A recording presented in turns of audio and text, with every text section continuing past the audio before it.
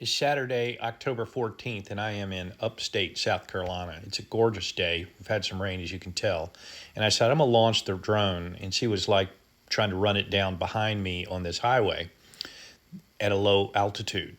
As you can see, almost immediately, the drone kind of gets hung up in the trees. Once I'm moving, it's supposed to swing behind me, which it ultimately did. But by the time it got into position, it had lost the signal. So as part of its safety, it then goes back to where it started and waits and hovers. It actually gets kind of low, which I got to check to see. Maybe it should be higher. It hovers for a bit and then rises up, and it will just sit there.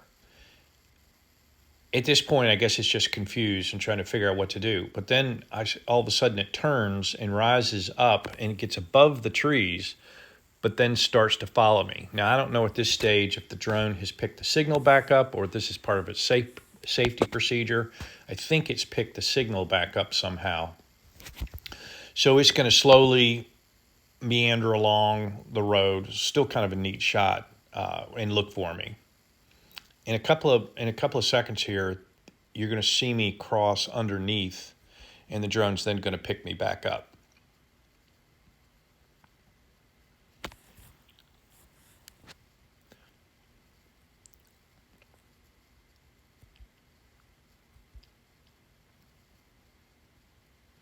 It skips the wires, which is great.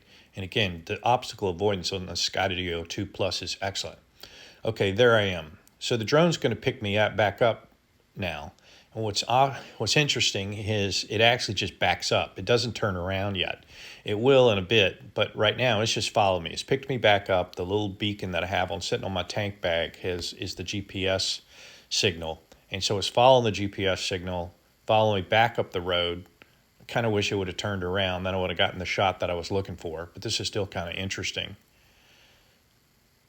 There it goes. So it's turning around, staying above the trees, which is amazing because that's not what it was set for. It was set for much lower, above the cars, but below the tree line. But I guess it just wouldn't work. So it's sitting up high, follow along behind me. Now I've stopped. You can't hear. I've had to take the audio off the film.